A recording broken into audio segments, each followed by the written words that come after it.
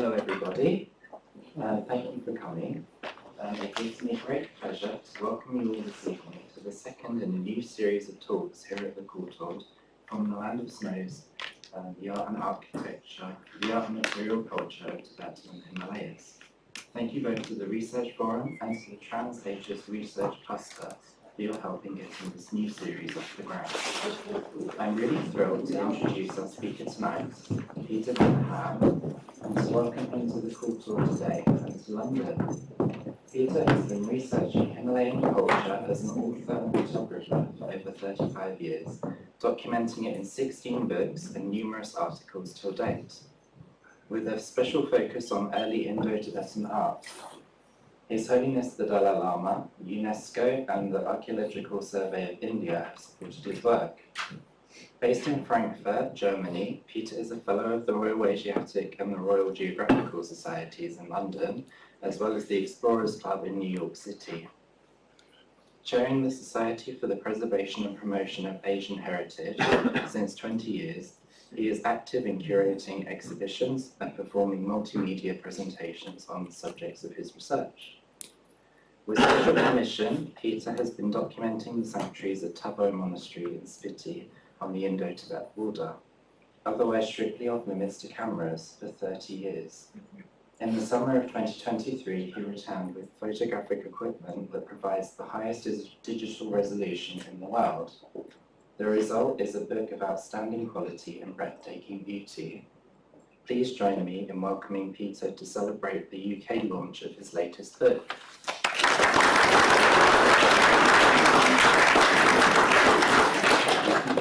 Thanks. Good evening. How wonderful you made it up to here. I'm always amazed in a big city like London or New York or wherever that people take the time, because there's so much going on, and come to a place like this. I mean, the place is great, but to a lecture like this, which is kind of on the outskirts of interest, and so I'm really thankful that you have all shown up, and I hope you will be having an enjoyable evening. And I just told Jordan, first of all, thank you very much for the invitation, also to the Courtauld Institute. It was a pleasure coming up here. The last time I was here was with the Royal Geographical Society at the Mondache Theatre. I was lecturing on the Naga in northeast India, which was my other research field in India. It's the Western Himalayas and northeast India. So I'm very happy to be coming back with this subject, and especially in a circumstance like this where it has really advanced, and it has advanced technically, visually, and it's when I do these things, it's sometimes I have the feeling I don't know where to start or where to stop, because I'm showing you this not to show off and show, look how much work I've been doing, what a great guy I am. This is not the reason, but you have to understand that for me this is my life, in the sense that I started this work in 1990, let's say 1987, when I was 20. How old am I? I was 164, so it was 23. I was 23, now I'm 60, turning 61. So, and what you see here is actually focusing all on the same area. And many times people say, what do you want? Why do you keep going back to these places again and again? I think probably that's also the reason why I was able to accomplish what I did, because authorities like His Holiness the Dalai Lama and his brother Nari Rinpoche, who is responsible for Alchi Monastery, and even UNESCO or the Archaeological Survey of India, they said, oh, okay, this guy again, he's applying again for a special permit, okay, let's do it. And it's the connections, it's the acquaintances that you make in these areas, and it's India, and it's, for me, it's the heart also, in the sense that when it's not fake, that you give the people the impression that you really love their country, they open up everything for you. And this was my experience, and this is the reason why I never traveled to Tibet proper itself. Not because the people are different there, but because of the Chinese occupation, and things are very much more difficult to do there, to accomplish there than on the Indian side. That's why I'm very thankful that Jordan is organizing this series in regard of material culture and the whole background, why actually these regions, which were margins for the Tibetan proper, are now so important. And the reason is that these regions have cultural heritage that belongs to the oldest specimen of Tibetan art, of Tibetan temple architecture from 10th, 11th century, which are all destroyed in Tibetan proper. So if you really want to get into this very interesting art, all the combinations of Kashmiri, Central Asian, Indian influences that formed Tibetan art, you have to go to the Western Himalayas. And I always, when I am there, I always think that the Tibetans were really lucky because they had all these influences from the Silk Road and from Iran and from wherever it came from to start out with their art. And that's why Tibetan art, I think, is so advanced and so great, and it's developed so well because of all these influences that are there and that have been the starting point for this. And I hope that I will be able to get this across to you tonight when showing you the oldest Tibetan monastery that has existed for more than 1,000 years and has been largely untouched. Whereas other places like Samye Monastery in Tibetan proper, it's older than Tabo, it's from the 8th century, but it has been repainted, it has been destroyed, it has been rebuilt. But here you can actually really see art from the second propagation of Buddhism, which luckily was conserved on the Indian side.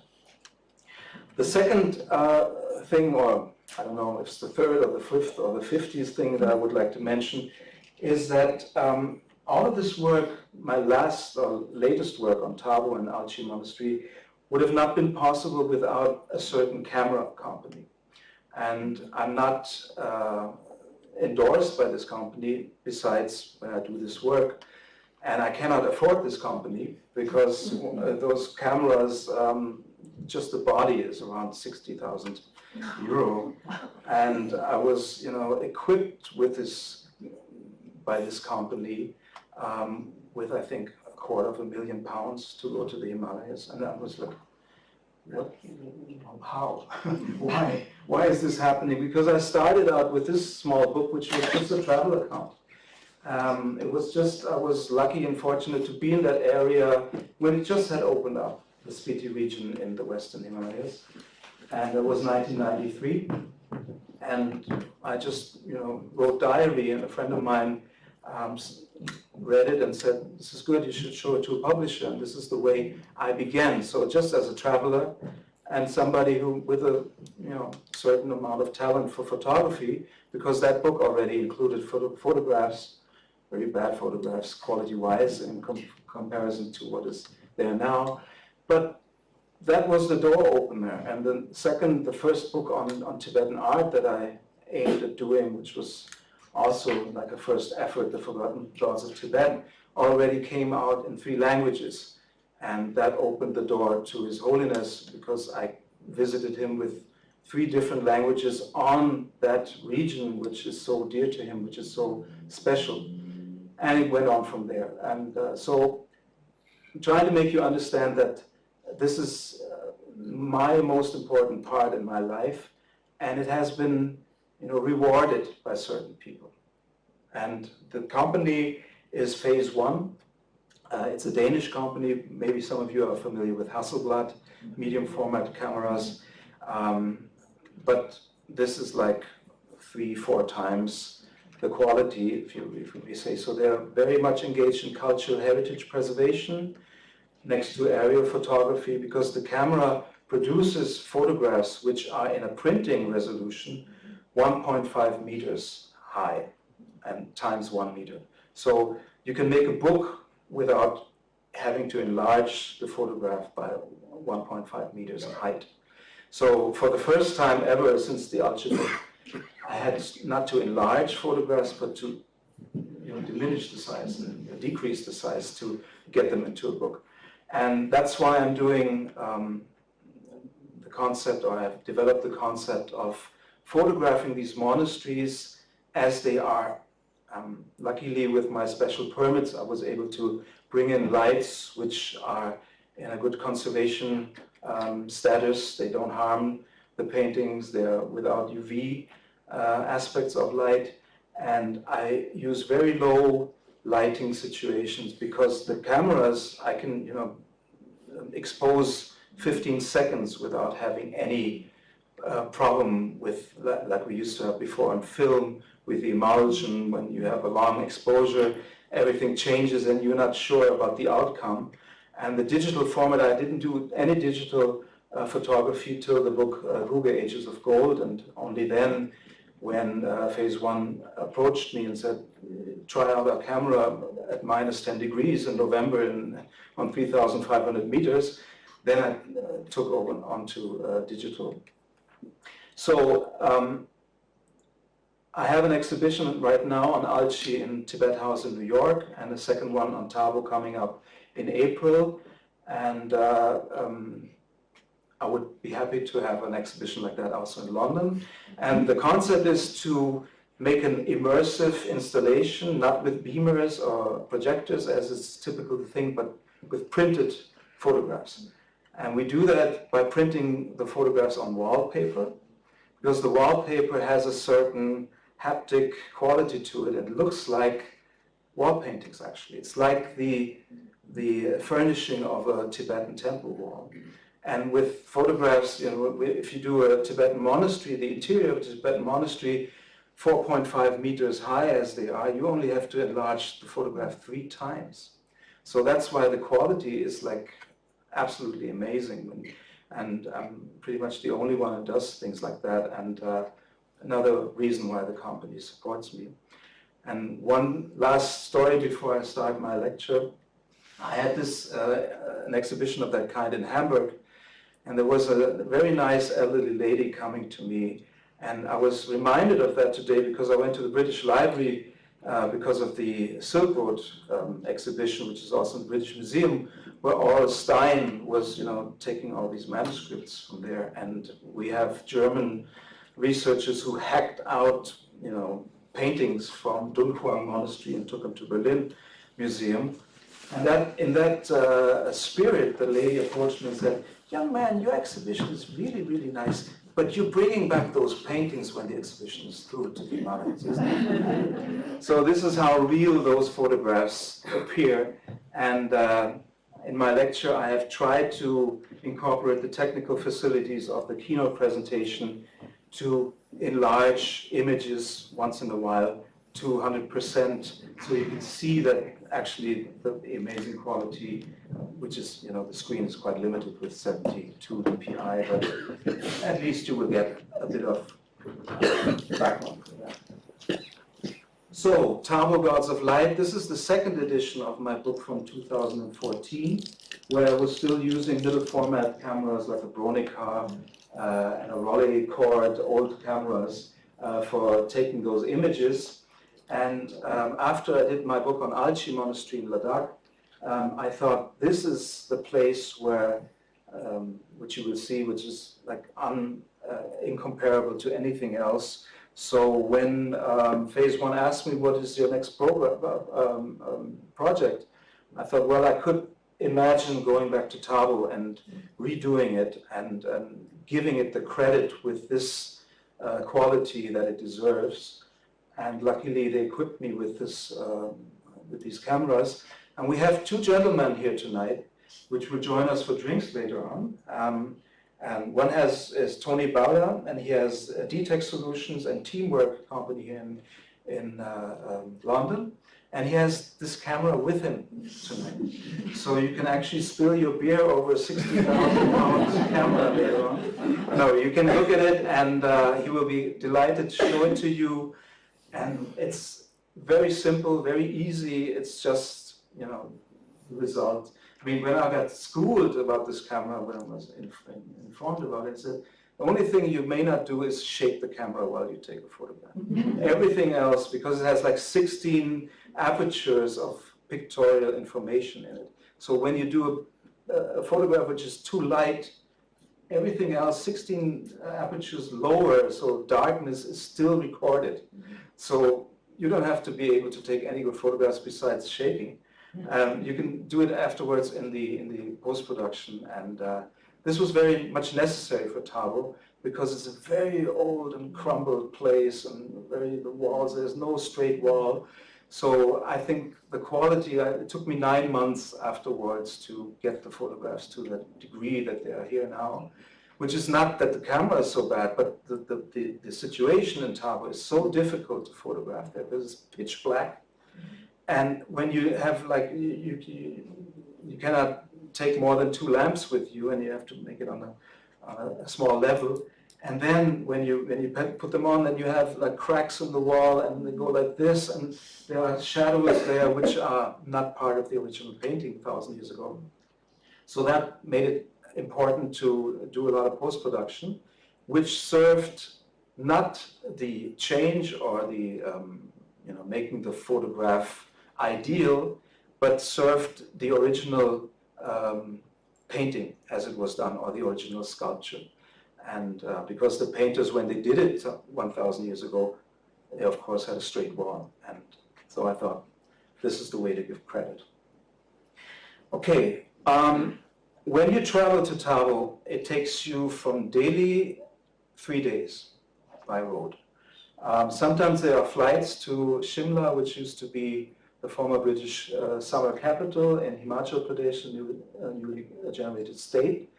But most of the time, because of monsoon, they don't operate, so you have to prepare for 3 days of driving on heavy roads. But that is necessary, because this enhances your impression when you reach that place and you open the door to that main temple, for example, and you are just overwhelmed by those colors. So naturally, I would like to take you on that journey first, and I have a few impressions.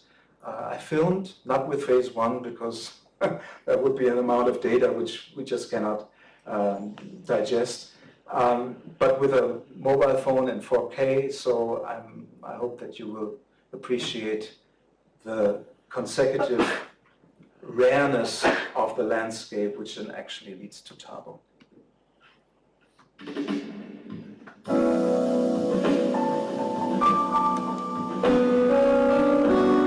Travel through a place called Kinnaur, which is the western border to Tibet, the easternmost or the westernmost east part of India. And it starts in 2,500 meters and gradually ascends until you reach a mountain range of around 6,050 meters. It's the Kinnar Kailash range, the Kinnar Kailash being the second most holy mountain in the Himalayas, next to Kailash.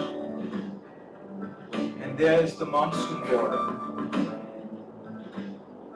After that, practically no rain is coming through. This is where the Tibetan plateau actually starts.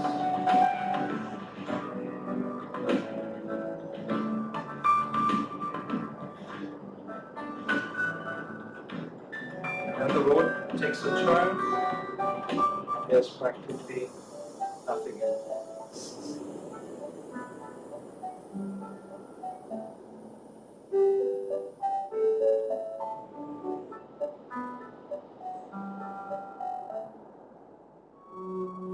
To me, it has always been this nothingness in the landscape which had a profound influence on the art of these monasteries.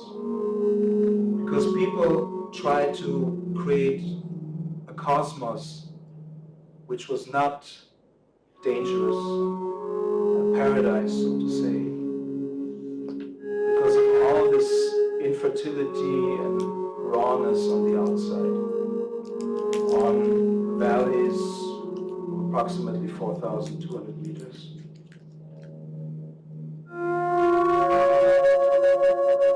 And mountains at 7,000 meters height. Where there's only vegetation of barley and a few peas, where there are glaciers and water comes down for irrigation.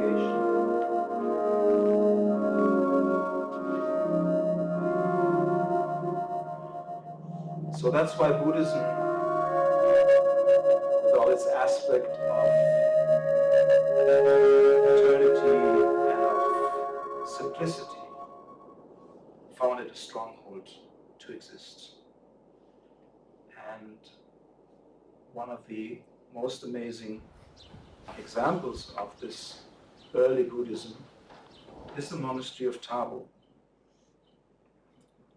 It consists of 7 temples, 6 in a so-called chakra, which means sacred enclave, and 1 in the hill towards its north, where the monks used to live. This was so sacred, this place, that there were no monks allowed to stay overnight, but just for doing the rituals and the service.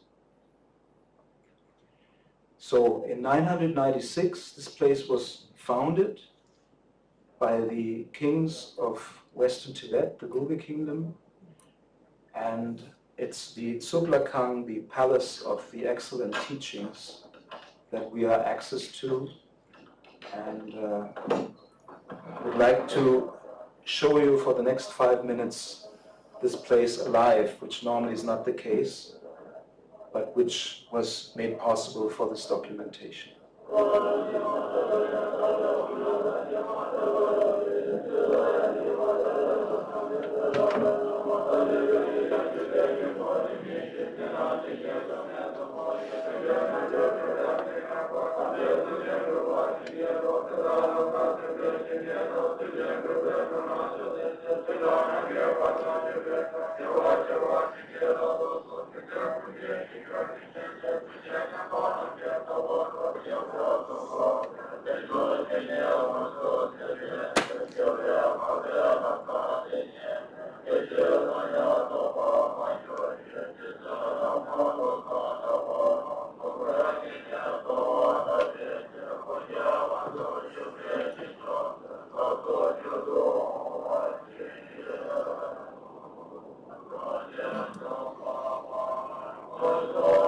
This is Serkong Rinpoche.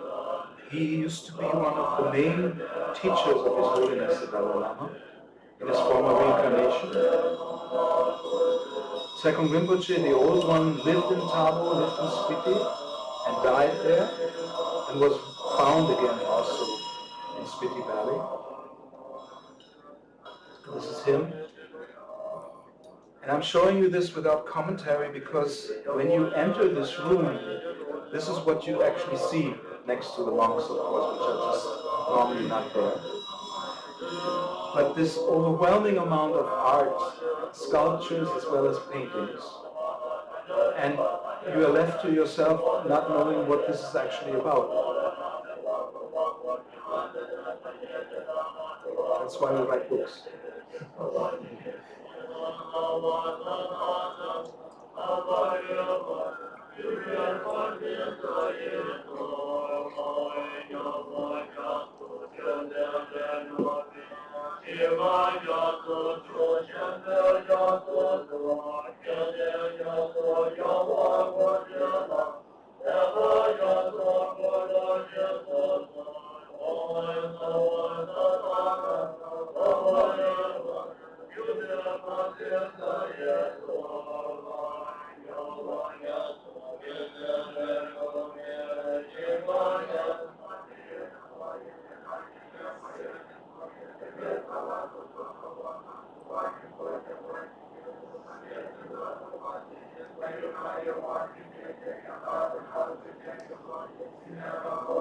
Although its art is more than 1,000 years old, the place is still worshipped, as you can see from the water sacrifices, the offerings, and the sampa offerings.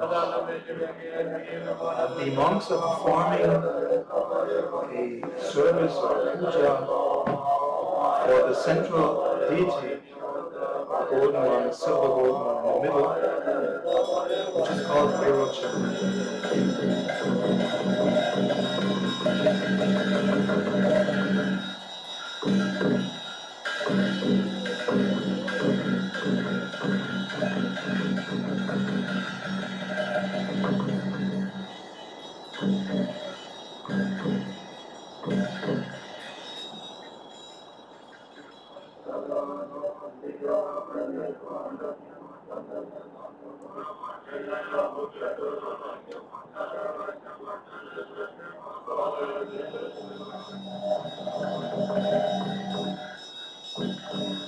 Of course, you've noticed already the sculptures placed on the walls.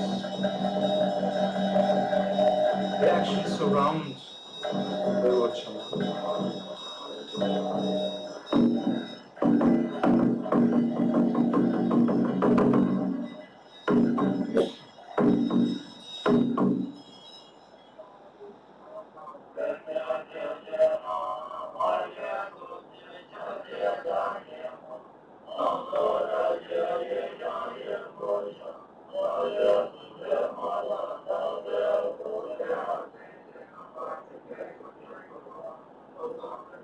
And it's 33 altogether.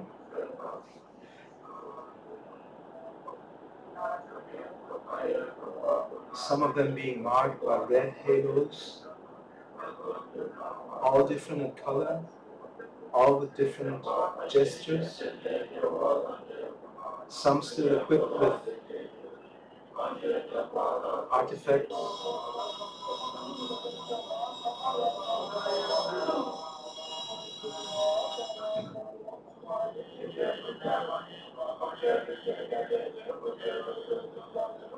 There's an extension to the main temple towards the back.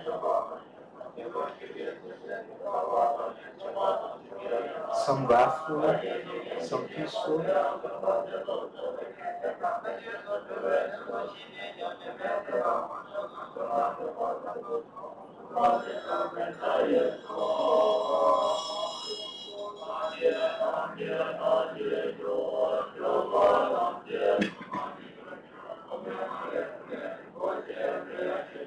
All of them crowned.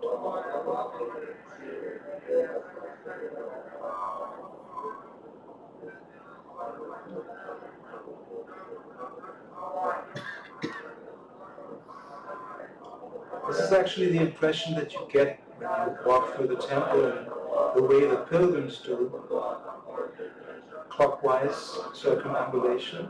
You marvel at the sculptures which are just raised 1.5 meters high. As you see again, all of them somehow connected to the main figure.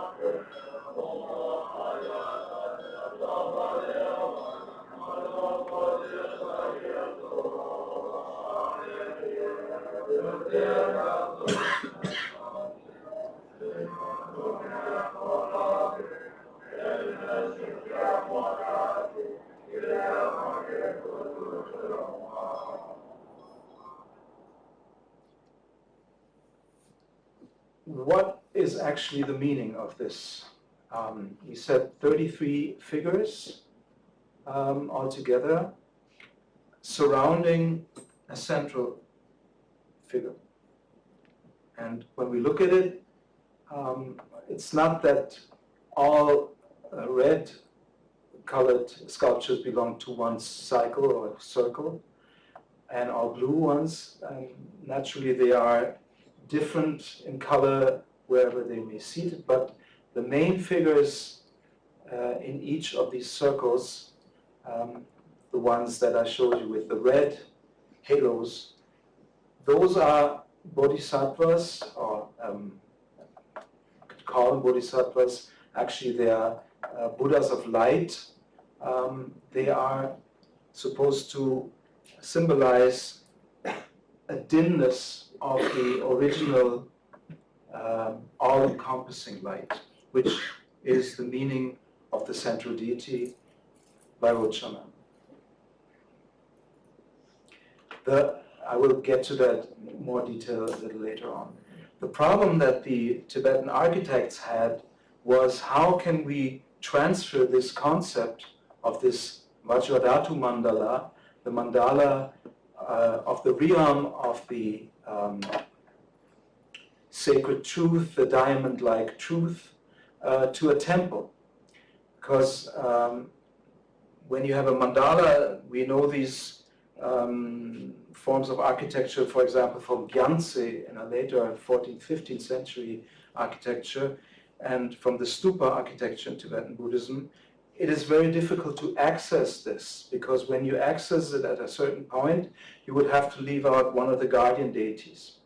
So the ingenious form of transferring this to a temple was to make it like a mandala which is still three-dimensional, but follows more of a line of arrangement, a linear arrangement, so to say.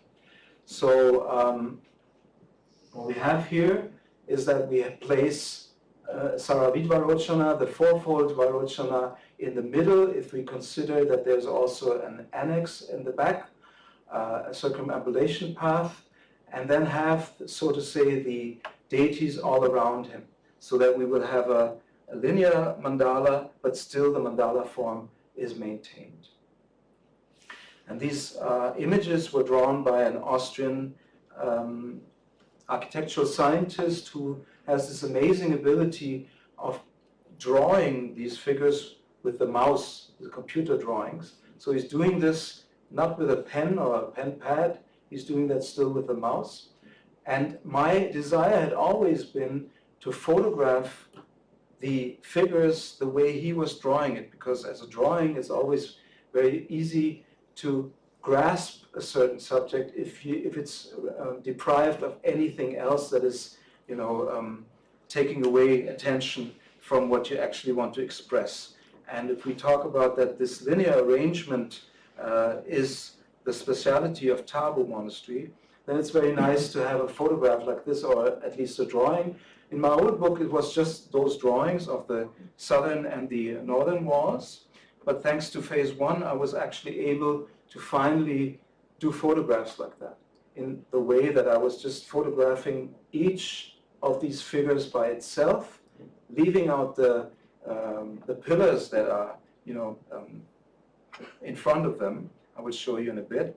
And then in the end, putting those together and make it like a panorama of, 10 gigabytes or something of pictorial information. So this is the way that you see it in Tabo itself. You walk around there, and you always have those pillars hindering your sight of the southern and of the northern wall. But then in the end, and another thing is, you normally don't see those figures without their dresses. This is a devotional dressing of those figures in order to make them sacred and to show that they are alive.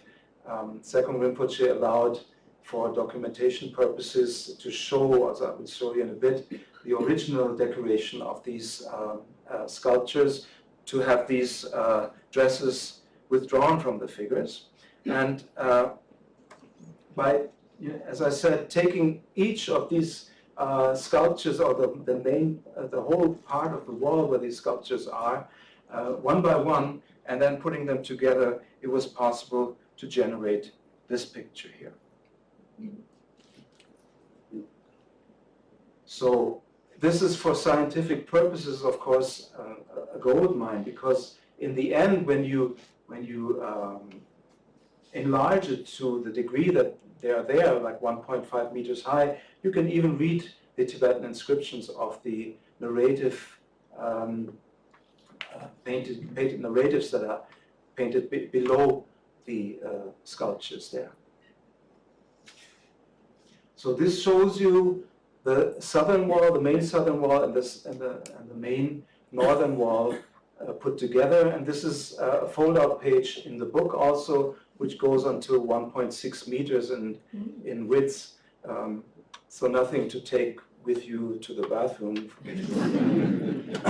But nevertheless, for studying, it's also already quite revealing, because in the end, then you will see, okay, this is the structure. You have the blue one, Amoghasiddhi, in that instance, in the red, the halo, and right next to it, there you can see, for example, conservation work which was not done according to standard, because certainly the one next to the central blue one was not supposed to be seated in another red halo. So, structure-wise, we have, in this mandala, we have an outer ring with guardian deities. Those are in a fierce form. In the original text on the Vajradhatu mandala, they are not really fierce deities. This is more of a Tibetan preference to generate either fear in the person who is not ready to devote himself to those cosmic speculations of how the world is put together, and also to defend evil forces from the one who's already initiated into the mandala to be left alone to his own proceedings and his own strife for enlightenment. What is very interesting about those is that you can already see some features which actually remind one of Greek sculptures. In the hairdo, for example, you have a parting in the center, which is quite similar to Corinthian sculptures, and it's quite astonishing to find that in the Himalayas. But the reason for that is that this art goes back to Kashmiri artists, and Kashmir was the center of Buddhism close to Tabo at the time. We had two centers of Buddhism in India in the 11th century. One was in the east, the Nalanda monasteries in what is Bihar now, and the other one was Kashmir, was like the big Buddhist center.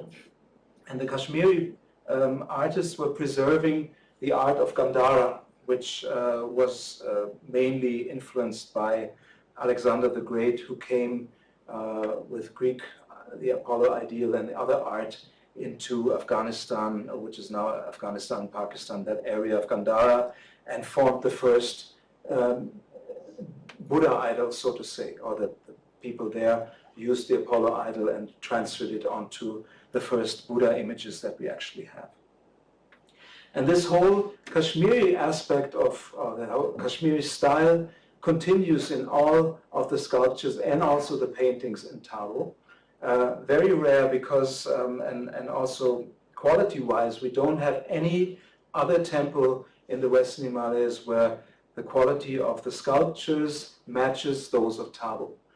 The others are much more coarse and much less refined, and we can think of that Kashmiri artists, as is written in the historiographies and the hagiography of the founders of Tabo, were actually invited to come to Western Tibet to teach the artists of Western Tibet about the art forms that they were professing, and from there taking it on to their own styles in Western Tibet. And the crowns are absolutely unbelievably designed and in richness. The jewelry is very rich and lavish, and the facial features are extraordinarily fine. Again, we have the parting in the middle there of the hairdo. So these are all, on the left side now, the female deities, which is the second and the third ring of the mandala, which are adoration and offering goddesses.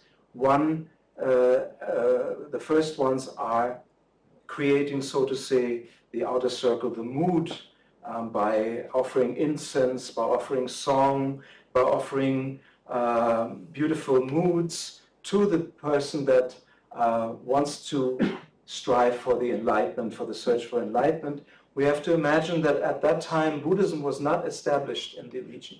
It was a pre-Buddhist society, and all the monasteries of the early ages, they wanted to attract the attention of the people to the new found faith, so to say, that they wanted to pass on to the people, the local people there. So naturally they were putting all their efforts, their artistic efforts of beauty into the design of the interiors of the temples.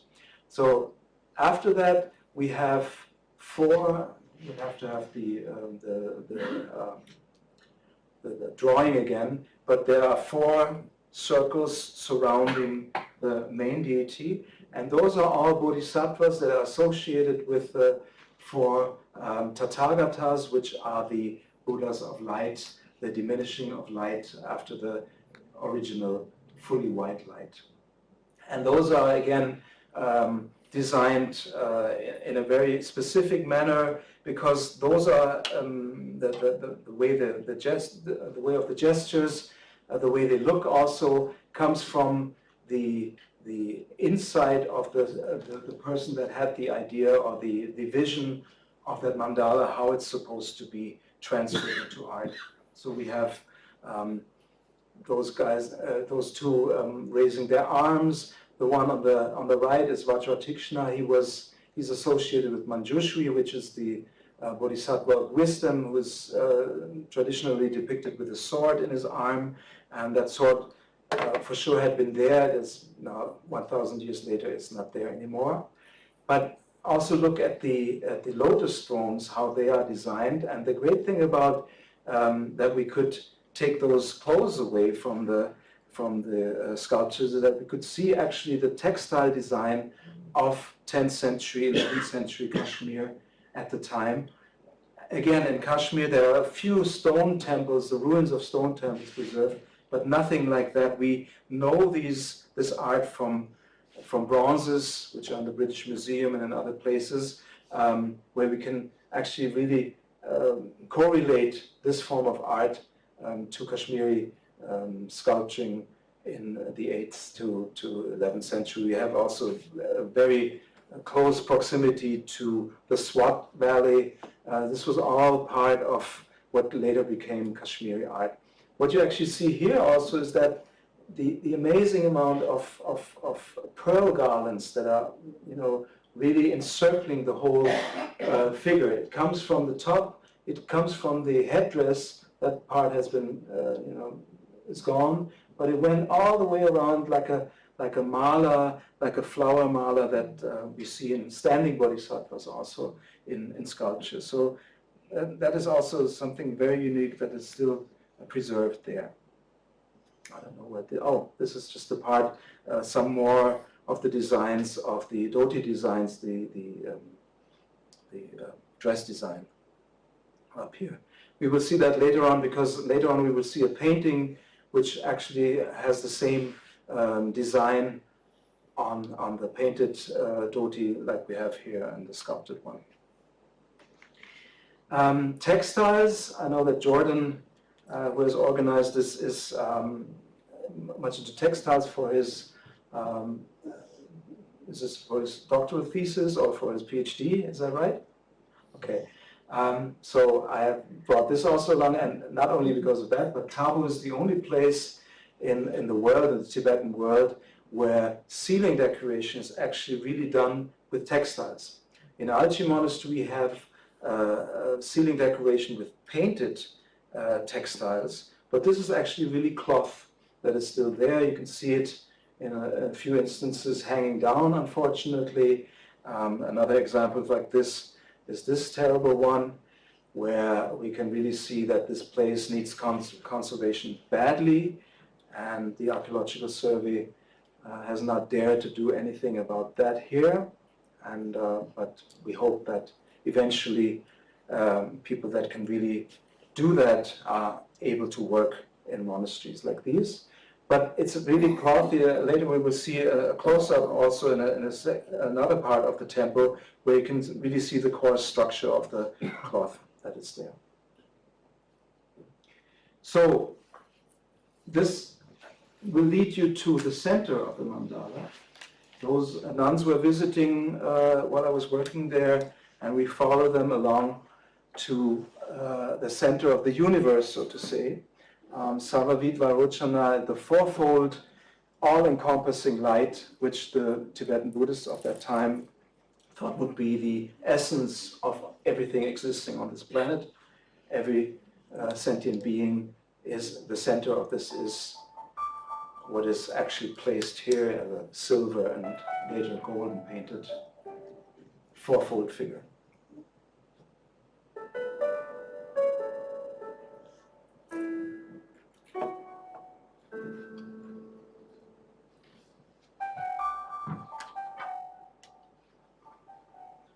So the idea of Tibetan Buddhists creating a cosmos inside or in the interior of a certain temple, here it is absolutely correct, because this figure is supposed to be the principle in the universe from which everything stems, from which everything comes. Like when I had the honor to speak with His Holiness a couple of times, he told me that he sees this deity when he's in meditation, and for him it's like dying, because his spirit or his consciousness leaves his body and meditation returns, of course. But it's the same process like when somebody's dying. And in Tibetan Buddhism, if you have read the Bardo Thödo, the book of the afterworld, Tibetan book of dying, it's the clear light, the clear white light that everybody sees when he's dying. I have made a book on mandala, and I was amazed by this very famous painting by Hieronymus Bosch, where the angels carry the souls to the white light. So we have that in other cultures too, and in Tibetan Buddhists have that as well. And so the figural transmission of this infinite light is this figure. It's the ultimate truth, so to say. And the way they get this across to the devotee or the person that's looking at it is through, for example, the gestures.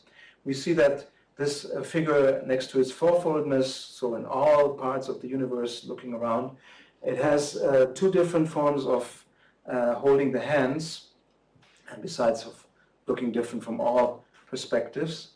And one is the father-mother gesture, which means that the dualities unite, the female and the male principle, and the other part is the Dharma Chakra Mudra, which means the turning the wheel of the universe, so to say, so starting existence, and this is like this, and sometimes there's a wheel also in between those two hands. The other symbolic depiction is the lions. He's sitting on lions. This is like the royal emblem, the heraldic lions that are reserved in this part of this age, reserved to Vairochana. And we have Kirti Mukhas, which are the laughing, smiling faces, something which had been taken from Hinduism actually. And these faces expel pearls. So this is like another way of depicting how life force is giving into the world. And next to it we have Buddhist stupas in a typical Kashmiri manner. So the symbolizing the philosophy of Buddhism, which through Vairochana comes into this world. So going back to the design of the wall here, this is another, what I said with Keynote, I could make these slides into parts of the wall, and this is actually going to 100% photographed with phase 1 to show you how sharp that image, even in that far away space, still is. And I'm using that to show you that the top part of this wall is actually used for protection themes, more philosophical themes. This is a part of the so-called Riksum Gompo cult, which means the 3 basic principles that a bodhisattva has to develop. This is Avalokiteshvara, Chenrezig in Tibetan, the bodhisattva of compassion. The other one is strength, and the third one is wisdom. So these three have to be united for a bodhisattva to attain enlightenment. A beautiful image where we can see the Indian influence very strongly by the red painted palms of the hands. A typical Kashmiri feature is also the almond-shaped eyes, which are straight on the top. And we have more of these depictions. This is the Western paradise of Amitabha, which is the Buddha of boundless light with his two associated bodhisattvas, also in Avalokiteshvara. But the important thing about this photograph is the depiction underneath, again 200%, where we see that there's a certain arrangement of female deities, of female looking like nuns or West Tibetan dressed women that have come together.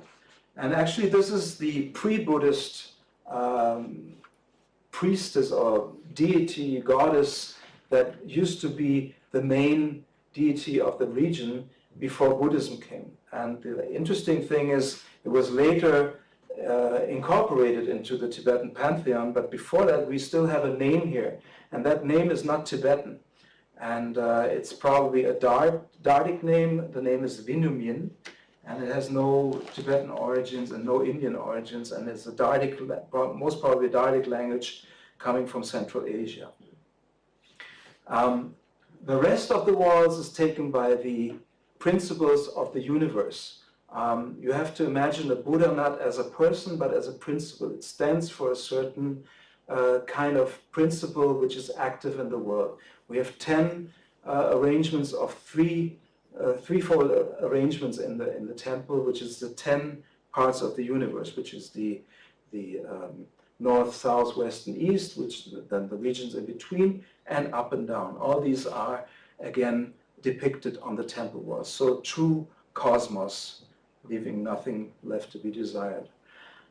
In between those halos, we find female deities, and this is I'm very happy that someone had discovered what they are actually about, because we were all guessing why there are so many female deities depicted between the sculptures, and it was a professor from SOAS here in London, Christian Luchanitz, who arranged or got into the iconography of them and tried to get them together with another principle which is prevalent in the temple, one of the Dharmadhatu mandala. And those deities are, this is a mandala with like over 220 deities. So, and he could arrange or sort these out by the gestures again. This is holding a Vajra in his hand, and you can see on the right side a little Buddha on a lotus floating next to her. And there's a second one with a sword on a blue lotus, and those are all described in this scripture focusing on the Dharmadhatu mandala. And in fact, this Dharmadhatu mandala is found in a very remote corner also of Tabo Monastery. That was known before. The reason why it's so remote, although it has so many deities, is because it's a tantric mandala with many heads, many faces. Tantra used to involve also sexual connotations and showing deities in intercourse. And during the second propagation of Buddhism, the kings wanted this to be diminished, because it used to be like that a lot in central Tibet, where they were expelled from the throne, and the whole discipline of the monasteries was quite loose, if we believe the hagiographies and the historiography of that time. So for a restart, for a second propagation, they wanted to have this less practice, and that's why they kept it a little more secret, but they always acknowledged the power and the good it can do to a person who is especially initiated into it. So, and what I will not show you intensely tonight is the narrative friezes, because they're quite damaged also. There are certain parts are still okay, But this is more a thing for a book to get into. Everything that is depicted there is described in Tibetan writing underneath, and it's all written in the book, and somebody who wants to get into it can certainly indulge in the book in it. We also find a beautiful Indian depiction where we can actually see that this art came from India, because in Tibet nobody had ever seen an elephant, probably in Kashmir also not, because when you look at the feet of this elephant, I have yet to run into an elephant that can hold his feet like this heraldic lions used to do in flags or so. So the rest is great and the rest is fine, but I think they weren't quite sure about how to really depict the feet. Here we have one of the narratives. This is Sudana, in Tibetan it's Norzang. Astonishingly, it's the same depiction, the same narrative in Tabo, the same narratives in Tabo as we find at the Borobudur Stupa in Java. Those were the main stories to actually get across to the devotee that enlightenment may be possible. Because Sudana was looking for enlightenment with 53 teachers, and all those 53 stations are depicted in Tabo as they are in form of stone carving in Borobudur. And here we find him being touched by the consciousness of Manjushri in this wonderful depiction, as we also have it in Christian art, of presence of God, so to say, presence of omniscience coming from a cloud. And we, on the other side, on the northern walls, we have the story of the historic Buddha Shakyamuni here, descending from the Triatrimsha heaven, the heaven of 33 gods, where he supposedly visited his mother after her death, and then being welcomed by bodhisattvas by coming down from the celestial staircase. The lower register is also the register for the historic inscriptions. We have here a painting that shows the nephew of the founder of Tabo coming to Tabo 50 years later in 1042, when this place was renovated. And the inscription reads that this place has become old. So the Bodhisattva, which is Changchub-Ö, the nephew of Leshe-Ö, the luster of wisdom, the king of Guge, he found out that this temple has become old. We translate it in that way that the Buddhism had advanced, and what had been seen in the Tabo monastery was not up to standard anymore. And this is how devoted those laymen and kings were at the time. Many of them became monks themselves to propagate Buddhism. And then they renovated, even only 50 years later, they renovated the temple. What we see now is art from 1042. And next to it is quite a funny inscription, because it writes about that it's an inscription for the lay community, stating that monks may not be thrown at with stones. So we can see that the transformation from a pre-Buddhist to a Buddhist country was not entirely peaceful, probably. And maybe those followers of Vinyomin and other pre-Buddhist deities, they wanted to keep their deities that they were worshipping for hundreds of years before, even thousands of years before. So the authorities claimed it is not possible for those pietistic people to be thrown at with stones. And here's another example of what this looks like when you enlarge it to 100%, because reading inscriptions in these monasteries is extremely painful, because you don't have lights, you can just have a torch. And so for any scientists, any Tibetologists wanting to get into that, I'm very happy to provide these images for further studies. And what you will see, this is the left side is what you see through the viewfinder, and when you put it to 100% to check that it's actually sharp, you get this.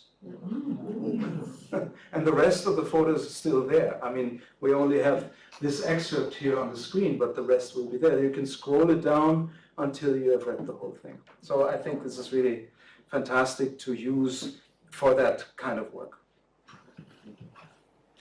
So we're still in the first temple, and we still have only 25 minutes, so I'll do it a little bit faster. We have to be out of this room in 25 minutes. This is the inner chamber. This is like the inner sanctuary, the apse, we would call it, or a cella, where also a form of Vairochana was seated, a different form with the hands in meditative gesture. Only later was it painted red to make it appeal as a Amitabha Buddha. And it is enclosed by a cellar and has these amazing sculptures next to it. This is like the moment where this Buddha appears in the world. As you can see, these acolytes that are next to him, they're just appearing from the sky. They're coming out of the wall to be there, to be present. And next to it, we have, again, wonderful examples of dress design, especially this one on the right side with fabled animals, Pegasus and elephants with wings and goats with wings. And so the artists, we always find in medieval painting some way that the artists express themselves. Going to that ambulatory, which is around the cellar,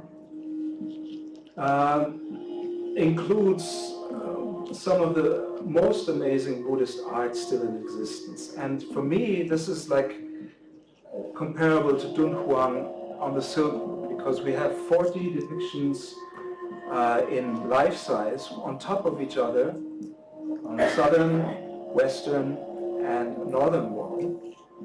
This is how you see it when you're actually there. I took this with the mobile phone, and it's because the circumambulation path is only 1.2 meters wide.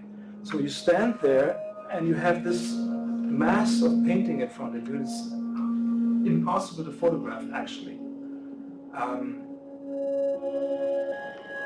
It has bodhisattvas and Buddhas in the center. The central point of focus is the 7 Buddhas of the past and Maitreya, the Buddha of the future.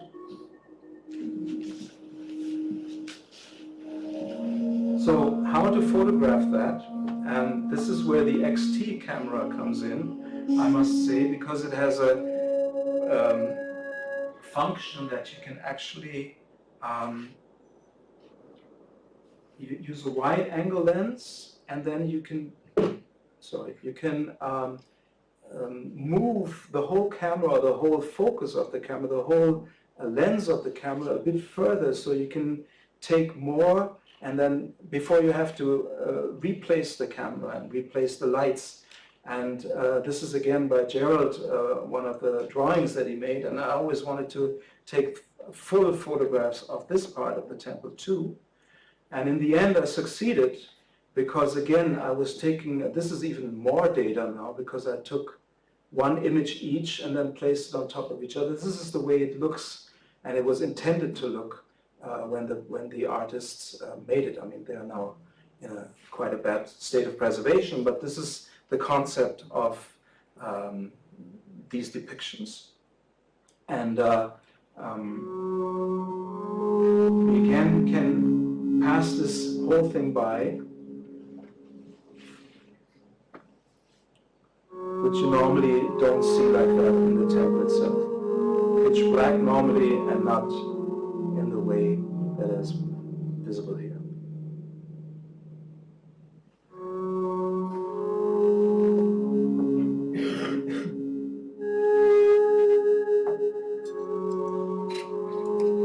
Again, these are all in the book.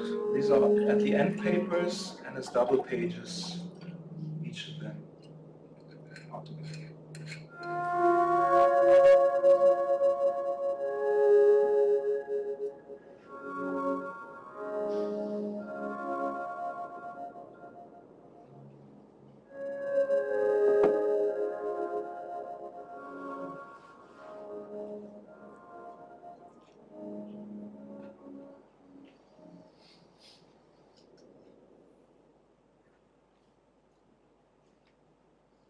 So looking at a few details, we find again overwhelming dress culture, finesse in painting, fine lines.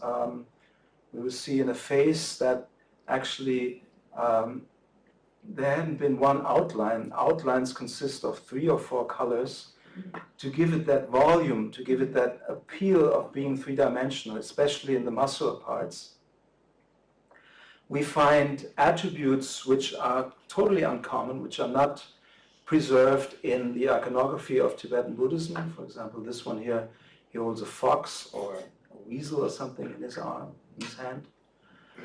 We find amazing crowns full of jewels and diamonds, and we find especially vibrant shawls or scarves that dance around the deities. And the amazing thing about it is that these bodhisattvas are actually flying. They are raised from their lotus thrones. We can see that, we can see that by the full halo being around the deity. Normally you find a lotus throne and you have the halo behind it, but here the halo is complete, and this shows that the deity is raising itself up or ascending and in a state of flying. Again, 100%.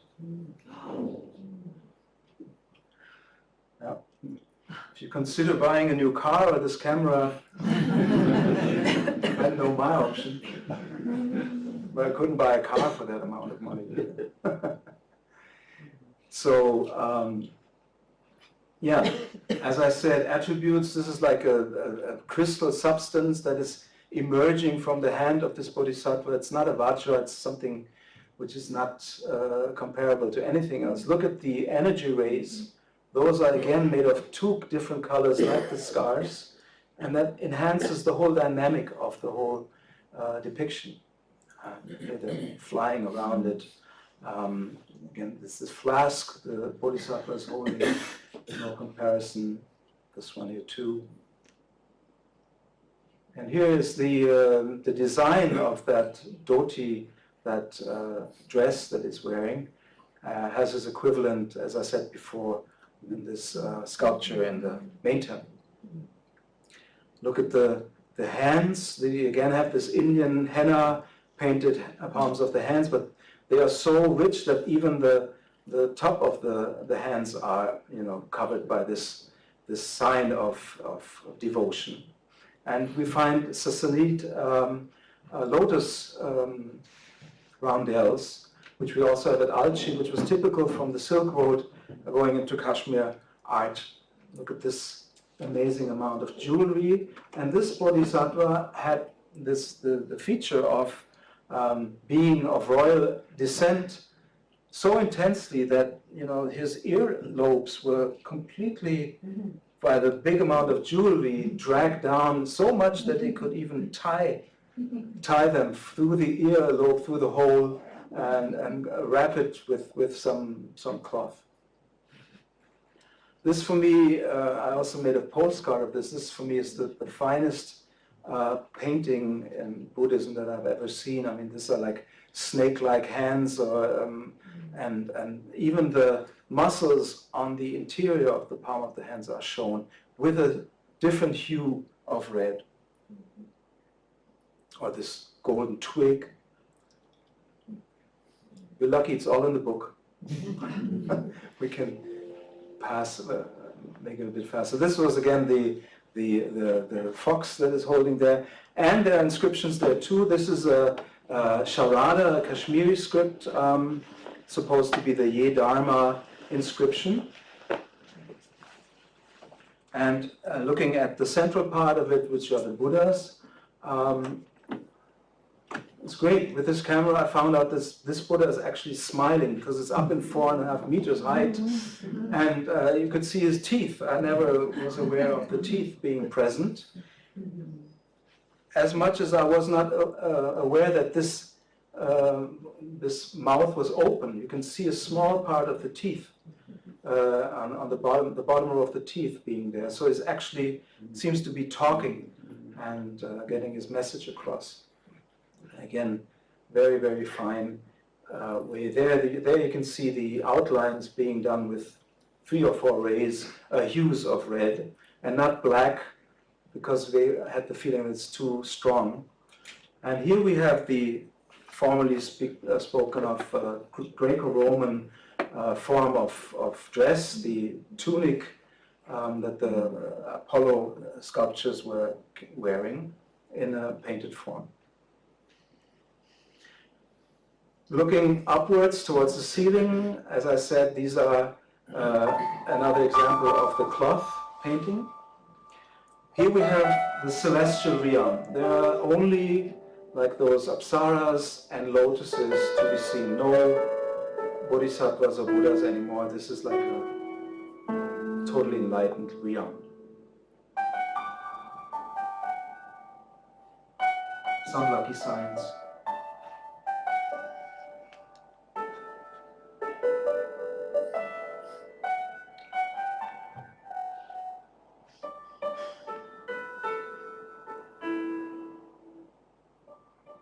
This is actually painting from 996 when this place was founded. This is unretouched. Again, it's a quite provincial style, but it's the only example of that style that we have in the world. That concludes the main temple. I have a few examples of, so we're good in time actually, a few examples of the other temples for you, because those are, this is the only book that even, goes into detail with the other temples is just as well. This is the ceiling decoration of a temple for the first founder of an organized Buddhist monk sect, so to say. His name was Dremton. He was serving under Atisha, the famous philosopher who came from India via Nepal to Western Tibet and stayed there for 20 years or something, and was very much responsible for getting the second propagation institutionalized. And we see here 15th, 16th century West Tibetan Guga, second style of Guga art. These are Naga kings, the ones that protect the treasures of the Buddhist teaching. And I would like to show you again a paradise here. Again a celestial realm with fabled birds. And only symbolic, the lucky symbols.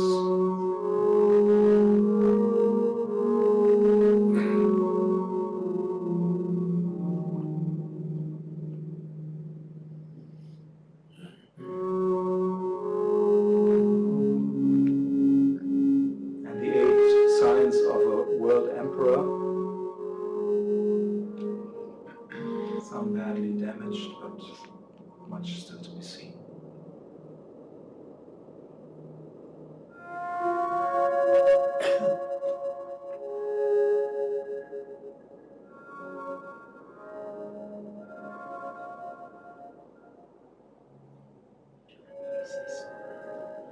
And a story from the Hindu cosmology I find very interesting. This is depicted here. And almost last, I would like to show you a bit of the Golden Temple, which is also 15th, 16th century, second Guga art, second Western Tibetan style of art, where we can see the drawback to the original examples by the style, with the eyes, the almond-shaped eyes, back again. You have to imagine that there were 4 centuries of Central Tibetan art coming across into Western Tibet. And we had the Mongols reigning, we had the institution of the Dalai Lama coming up. And when all this collapsed for a while, the West Tibetan rulers were very happy because they immediately went back to their original way of depicting art, although the ideas of monumental Buddhist depictions had touched them. And we find here in this temple now, those walls are around 6 meters in height, and so it is not, what we found in the main temple was that every sculpture, every depiction was supposed to symbolize or signify a part of the human psyche, a part of human consciousness that is supposed to be developed. Here we have a much more aspect of adoration, because they are so monumental, those, as if it would be impossible for a general human being to attain this state, this principle that these deities actually signifying. So this has to do with the change in Tibetan sociology. So the monks were very much established. The monks were the only ones going on the path of enlightenment, and doing this because of the Bodhisattva ideal, the Mahayana ideal, for the other part of the population just as well. But in the original 11th century monasteries, we have it all quite small, very much reachable, very much close by. This is different here, but nevertheless, amazingly beautiful. All full mandalas, again, in linear form, surrounding the main images.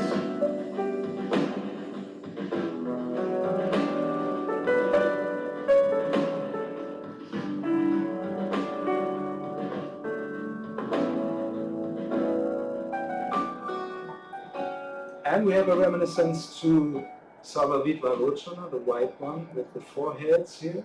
And the whole mandala that we find in the main temple of Tabo is also depicted here in painted form. And this beautiful green Tara then. Another great temple, which I'm not going to go into, is the temple of protective deities, the Göngkang, which has, again, 16th century, very impressive dark art, so to say, and a 17th century, the last temple, so to say. There are other ones, but those are very modern. In Tabo is the Phogompa, which is the temple for the monks when they were not going to the sacred ground. So that's in the mountain cliff where the caves are located for the monks. And then we see a lot of stylization already. So I hope that with my work and with your interest, that there will come a time when these amazing paintings and sculptures will be preserved and will be made fit for the next millennium, and that it will take long till all the other paintings will look like this one here, where we can eventually see the paint coming off the wall. And because those things are fixable, this is not that this is lost. You have to reglue them. If people here are into conservation, they will know what I'm talking about. So it's manageable to fix that. I mean, it has to go further. The whole climate change and atmosphere change is doing a lot of damage to this clay architecture like Tabo is. And we have a lot of dampness and humidity coming from the ground. The whole place would have to be drained first of all. But ever since I started this, I have been trying actively to preserve this place, or to do my part in the preservation process. And working with a professor in Berlin University who is a specialist in indigenous clay architecture, and his team, together with Sekong Rinpoche, in the hope that we will manage a way that this can be preserved. So with this amazing camera, which you will see in a bit, I'm saying goodbye. I'm saying thank you very much. It's been my pleasure to lose 6 kg of weight every time that I work in these places. It's been a while, you can see that. But with all the help of all these people here, and thanks to the Kotor Institute, thanks to you, Jordan, I was very happy to share my experiences with you. And I hope you will join me for a much needed drink.